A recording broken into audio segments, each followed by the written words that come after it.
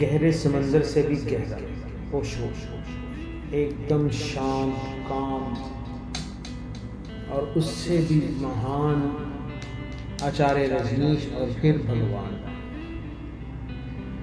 ओशो अपनी ज़िंदगी में बहुत से स्पीचेस, प्रवचन दे के गए हैं, बुक्स लिख के गए हैं। मैं आपसे शेयर करता रहता हूँ कि किस किस साधु संत सन्यासी बौद्ध भिक्षुओं के बारे में बात करते थे वो।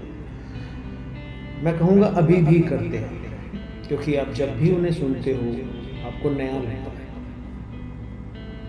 जब भी पढ़ते हो नया लगता है। ओशो महावीर के लिए भी बहुत कुछ कह के गए हैं। ओशो कहते हैं कि महावीर के लिए प्रयास ही मार्ग है, यहाँ तक कि जाने दो शब्द का उल्लेख करना भी आलस्य का समर्थन करता है। Even to mention the word let go is the support laziness. Mahavir उनका नाम नहीं है। ओशो कहते हैं महावीर उनका नाम नहीं है, उनका नाम वर्धमान था। उन्हें महावीर इसलिए कहा जाता है क्योंकि उनका दृष्टिकोण और दृष्टिकोण ये था कि सत्य को जीतना है। महावीर के बारे में ओशो बहुत कुछ कहते हैं। ये प्रेम प्रसंग नहीं, युद्ध है, और युद्ध महावीर जीत गए, इसलिए उन्हें महान योद्धा कहा जाता है। महावीर का अर्थ है महान योद्धा। इस बारे में और अगर आप पढ़ना चाहें तो ओशो की लिखी हुई एक बुक है जिसका शीर्षक है बियॉन्ड एनलाइटमेंट। उसके 14वें अध्याय में महावीर के बारे में बहुत अच्छा लिखा है उन्होंने। ओशो अपने प्रवचनों में भी कहते हैं कि जैनों ने, जैन धर्म वालों को जैनों ने महावीर को एक नाम दिया है जो बड़ा प्यारा नाम है, निर्ग्रंथ, गांठ रहित। जब भी बुद्ध महावीर का उल्लेख करते हैं तो वे हमेशा अपने निर्ग्रंथ नटपुत कहते हैं।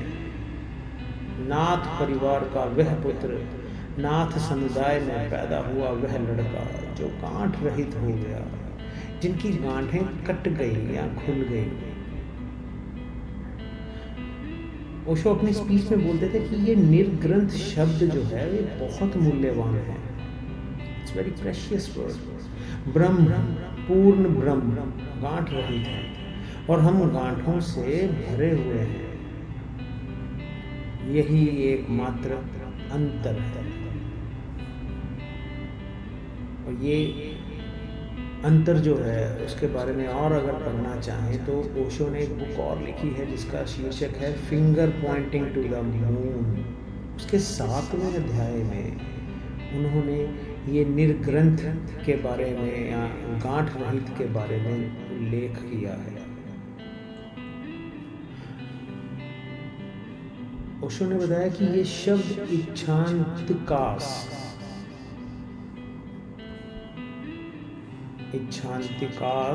शब्द, इसका अर्थ है वे लोग जो एक आयामी हैं, जो सत्य के केवल एक पहलू को जानते हैं और इच्छांतिकों के विपरीत महावीर और जैन तीर्थंकर इन जैसे लोग हैं, उन्हें अनिच्छांतिका कहा जाता है, अनिच्छांतिका कहा जाता है।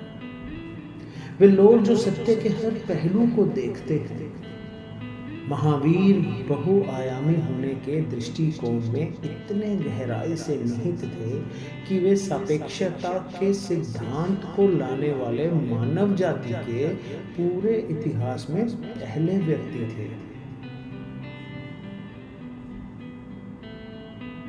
पश्चिम को 25 शताब्दियां लग गई।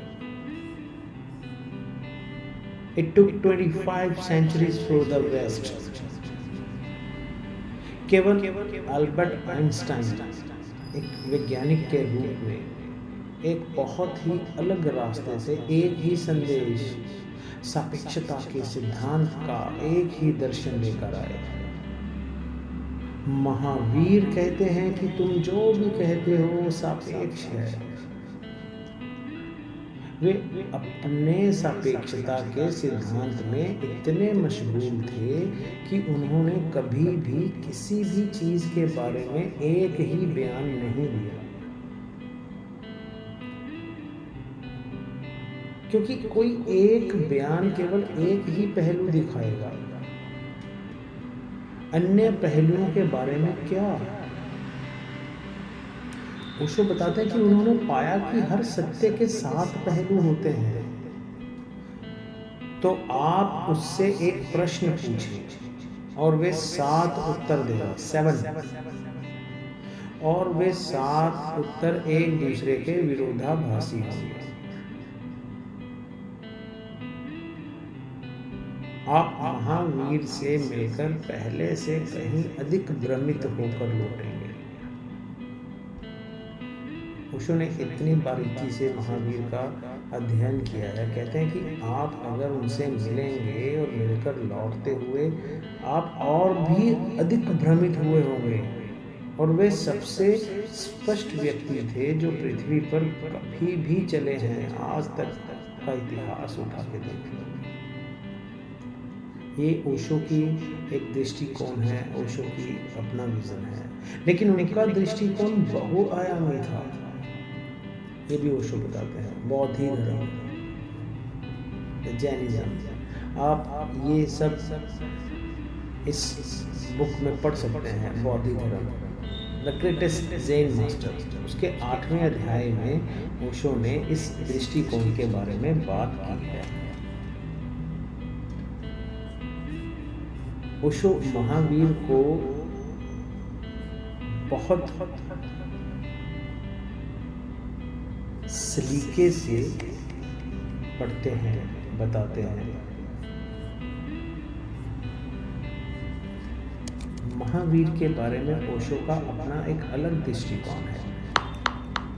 ओशो ने बताया कि अपनी किसी किताब में लिखा है इस बारे में कि पूरब को पता चल गया कि पूर्णिमा की रात में अधिक लोग प्रबुद्ध हो गए हैं। The East became aware that more people have become enlightened on a full moon night. वास्तव में एक महावीर को छोड़कर लगभग सभी अमावस्या की रात को उन्हें ज्ञान प्राप्त हुआ। किसे? महावीर को।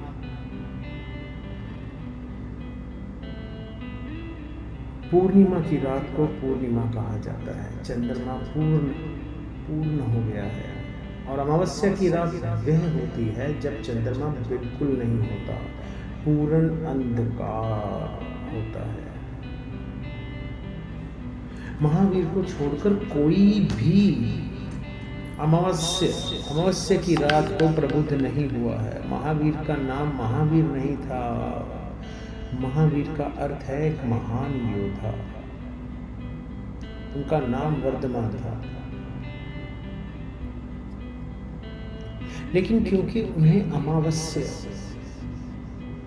उस अमावस्या की रात को ज्ञान प्राप्त हुआ, उन्होंने साबित कर दिया कि वह धारा के विपरीत भी जा सकते हैं। पूर्णिमा की रात हर किसी के लिए प्रबुद्ध होना स्वाभाविक था, लेकिन इस साथी महावीर ने चीजों के सामान्य क्रम के खिलाफ जाने की कोशिश की और फिर भी प्रबुद्ध होने में कामयाब रहे।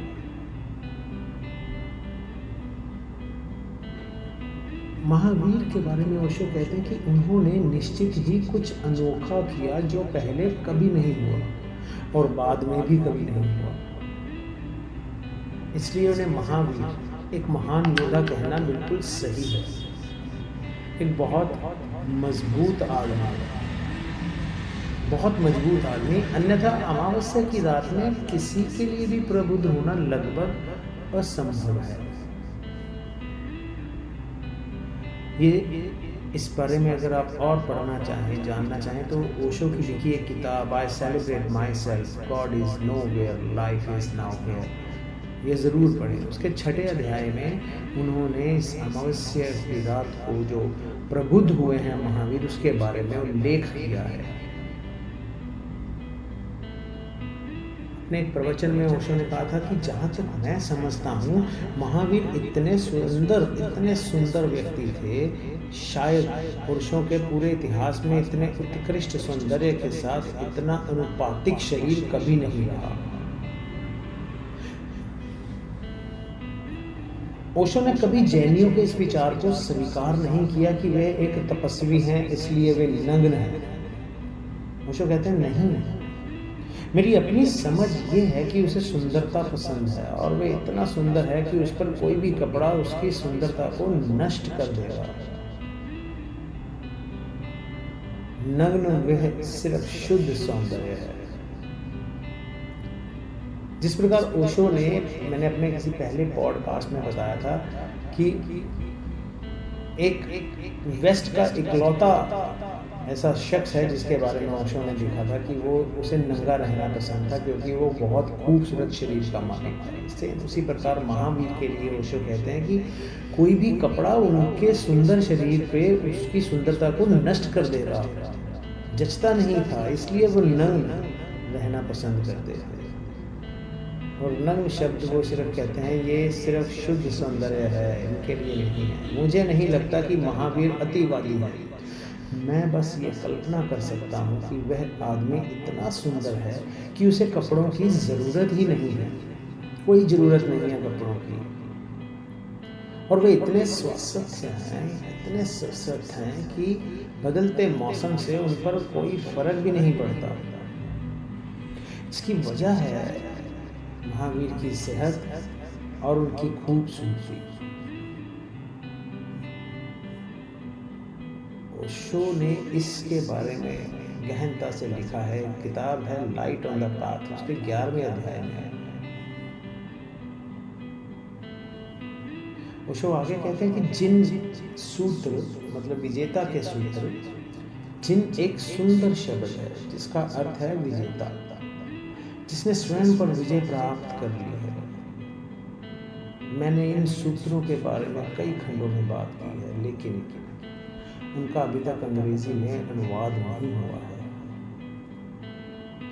ओशो कहते हैं कि एक बात मैं कहना चाहूँगा कि मैं जिन सूत्रों को पोस्ट स्क्रिप्ट में शामिल करता हूँ,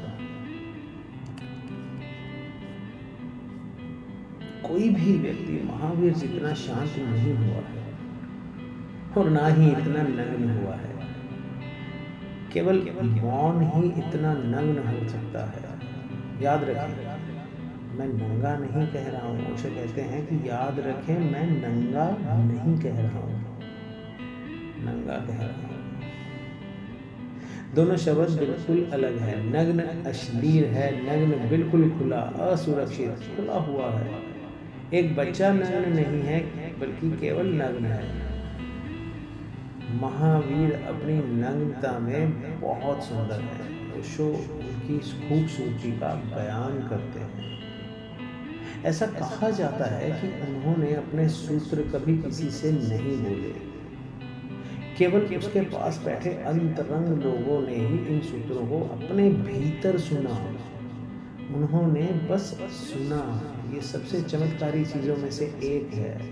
महावीर के चारों और 11 अंतरंग शिष्यों का एक आंतरिक चक्र था, और जब उन सभी ने एक साथ एक ही शब्द सुना तो उन्होंने सोचा कि ये शब्द रिकॉर्ड करने योग्य है। लेकिन महावीर ने खुलकर कुछ कहा ही नहीं था, लेकिन कुछ सूक्ष्म तरीके से, एक के माध्यम से अनुभूति, इसको वाइट स्पेस में, anything openly but in some subtle way through a wide.